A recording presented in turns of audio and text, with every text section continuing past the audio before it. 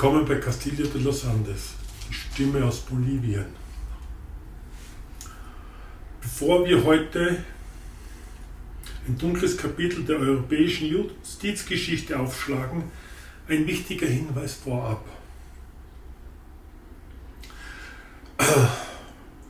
Die Informationen und offiziellen Dokumente in dieser Reportagenreihe besitzen enorme Sprengkraft. Da im Jahr 2026 immer wieder versucht wird, unliebsame Wahrheiten auf großen Social Media Plattformen zu sperren oder entfernen lassen, haben wir vorgesorgt.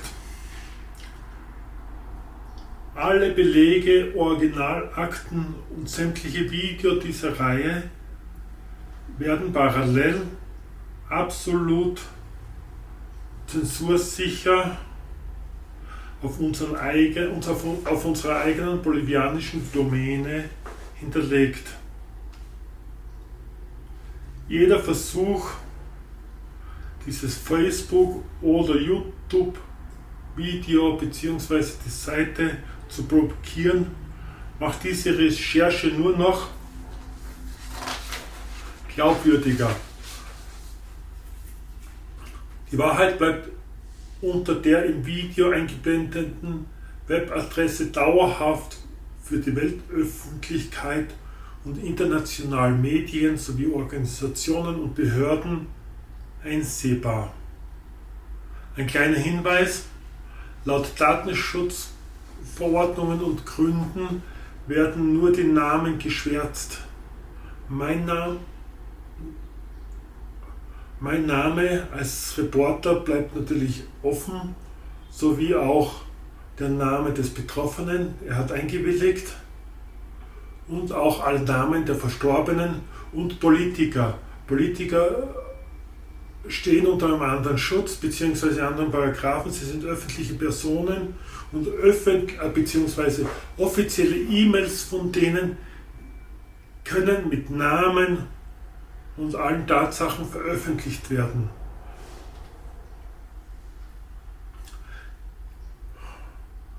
Diese Reportage trägt eine so enorme investigative Sprengkraft in sich, dass der Fokus ganz allein auf den unumstößlichen Belegen liegen muss. Aus diesem Grund verzichte ich in dieser Reihe ganz bewusst darauf, mich selbst im Bild zu zeigen, denn die Dokumente sind die wahren Hauptzeugen dieser Aufklärung. Konzentrieren Sie sich als Zuschauer und Konsument ganz auf die nackten Fakten. Sehen Sie sich dieses Kind an. Das Bild ist der 6-jährige Junge. Sein Name ist Andreas Hallermeier. An dem Tag, als er an einem Augustmorgen um 6:05 Uhr in Österreich das Licht der Welt erblickte, war sein Schicksal im Grunde bereits besiegelt. Er war ein ungewolltes, ungeliebtes Kind. Was hat dieser Junge stattdessen von Anfang an bekommen? Von jenem Augustmorgen an wurde er von seiner leiblichen Mutter verstoßen, schwer misshandelt und fast getötet. Ganz genau 1 Jahr und 364 Tage nach ihm erblickte seine Schwester Claudia das Licht der Welt. Sie überlebte die Zustände in dieser Familie nicht. Nur 3 Monate später verließ sie die Welt wieder, als direktes Opfer ihrer eigenen Eltern.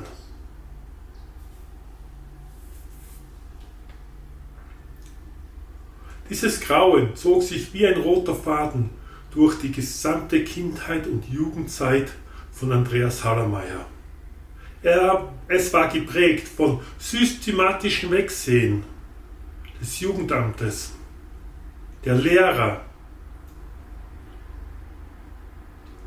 der gesamten sozialen Umgebung.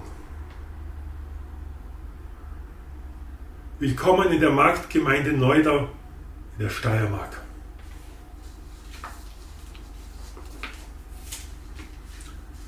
Anstatt Schutz zu finden, folgte Heimsysteme und in einer Pflegefamilie, wo bei schwerer sexueller Missbrauch weggeschaut wurde und vertuscht wurde.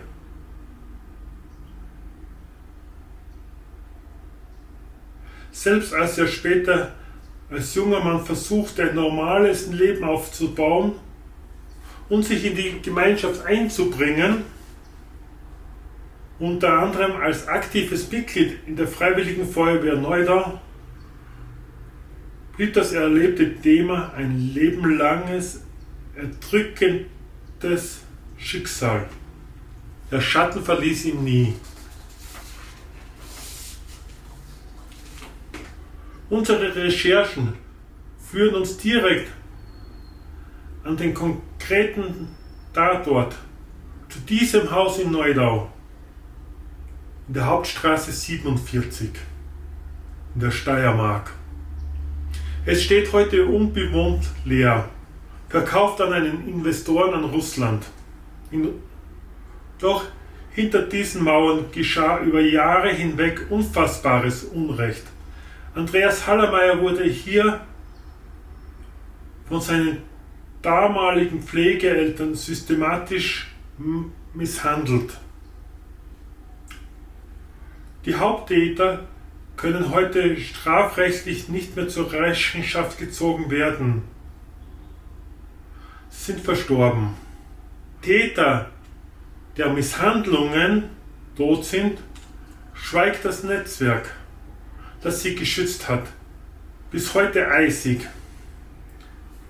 Das Versagen zog sich durch alle Instanzen, von den Betreuern über Justiz bis hin zur gesamten Gesellschaft. Auch hier im Schatten der Kirche des heiligen Andreas in Neudau ging er als Kind ein und aus.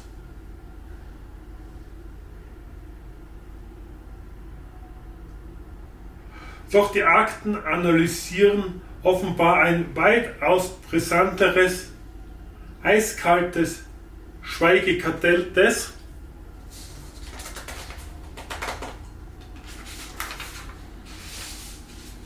über 2 Familien hinweg gespannt wurde.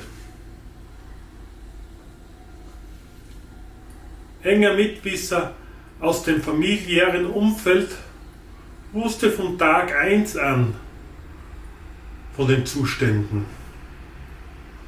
Über 40 Jahre lang deckte er den Bruder seiner heutigen Ehefrau. Er schützte den Täter und schwieg eisig, während das Leben eines Kindes systematisch zerstört wurde. Doch während das Opfer bis heute kämpft, macht dieser Mitwisser im Windschatten des Schweigens Karriere. Er arbeitet heute als Bilanzbuchhalter in einer großen kirchlichen Institution in der Steiermark.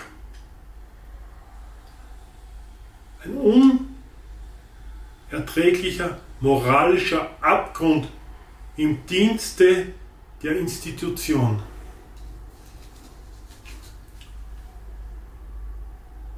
Die schwerste Schuld in diesem Fall trägt jedoch die Republik Österreich, das zuständige Jugendamt, die Behörden,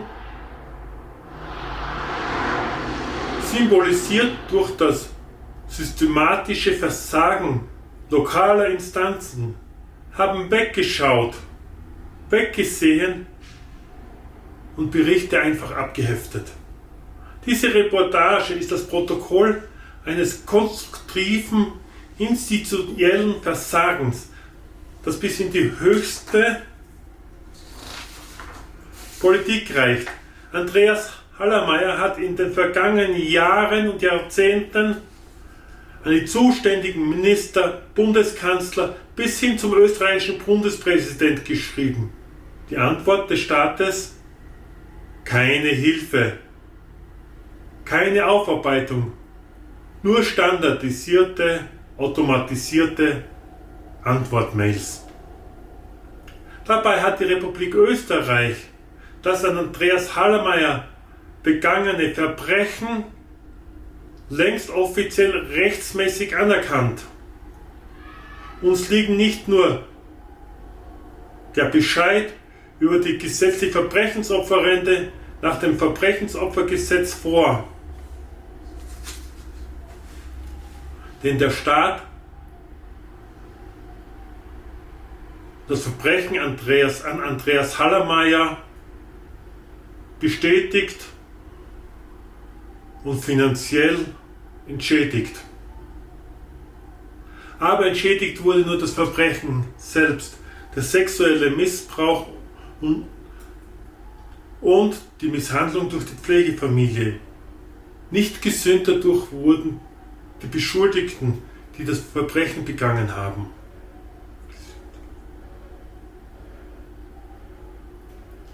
Es existiert auch ein umfassendes, von der Republik Österreich in Auftrag gegebenes psychiatrisches Opfergutachten, in dem sämtliche Vorfälle der Traumata vollumfänglich und unzweifelhaft bestätigt werden. Um der Weltöffentlichkeit die absolute Wahrheit dieses Falles vor Augen zu führen, wird auf der dazugehörigen Homepage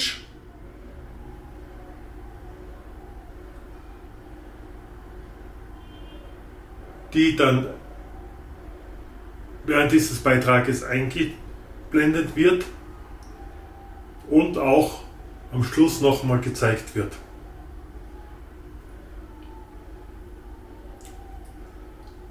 Die wir in dieser Reihe entsprechend permanent zur allgemeinen Einsicht veröffentlichen. Bitte beachten Sie jedoch aus einem wichtigen journalistischen Grund und Hinweis: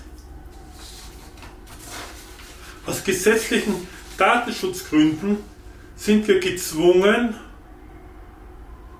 die Klarnamen noch lebender Personen in diesem offiziell zugänglichen Dokument auf unserer Website und im Video zu schwärzen. Offizielle Behörden, staatliche Ermittlungsorgane, Opferschutzverbände sowie andere Organisationen und nationale und internationale Medien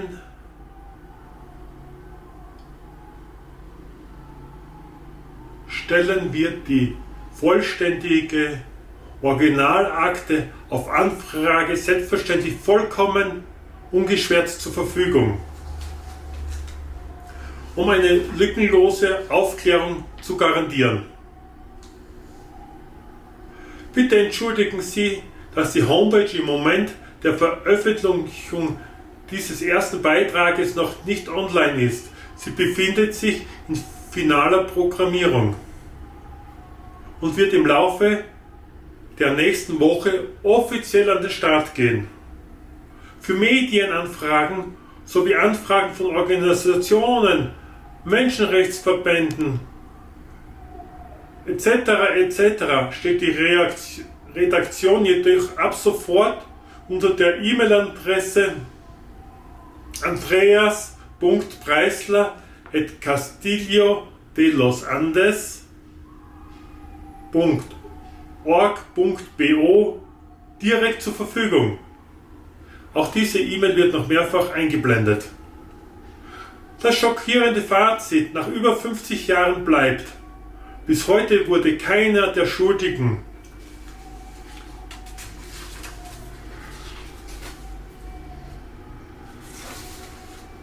der Verduscher oder der verantwortlichen Beamten jemals zur Rechenschaft gezogen. Alle Verantwortlichen haben sich bis zum heutigen Tag ihrer moralischen und juristischen Verantwortung entzogen.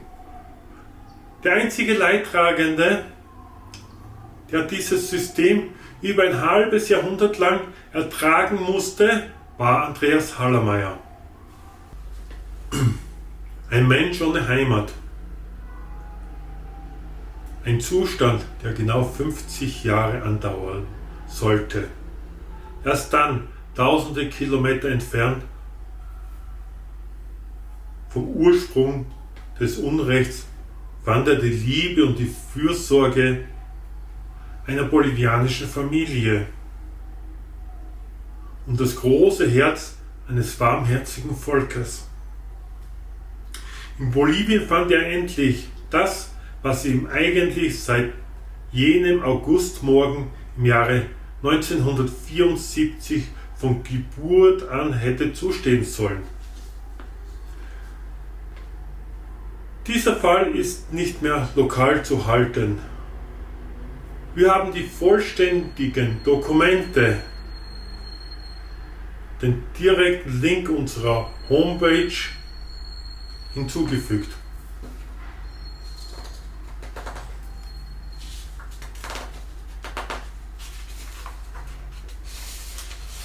Wir werden auch den Link der Homepage sowie den Link zu diesem YouTube-Kanal großflächig an internationale Kinderschutz-, Menschenrechtsorganisationen sowie an europäische und internationale Medien übermitteln. Das Schweigen ist gebrochen. Ab sofort werden wir hier einmal in der Woche senden, in dem kommenden Teilen dieser Reihe die Akten Stück für Stück öffnen, kühl, sachlich, unumstößlich dokumentiert. Bleiben Sie wachsam. Abonnieren Sie den Kanal. Das war Andreas Preisler, freier Journalist und Fotograf in Cochabamba, Bolivien. Die Stimme aus Bolivien.